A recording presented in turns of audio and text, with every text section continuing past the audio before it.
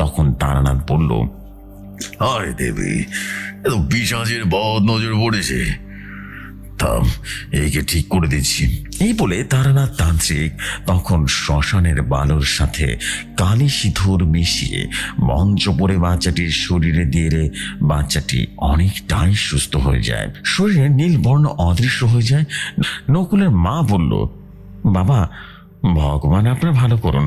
তারানাথ তান্ত্রিক তখন বলল, এবার বাকিটা বলে ভালো। নকুলের বাবা মারা যাওয়ার ঘটনা শেয়ার করলেন।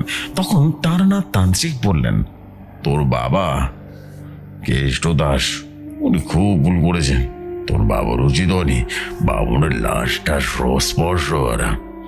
ওটা ছিল একটা কালো জাদুর লাশ, পুরো শরীরে শুয়েছিল।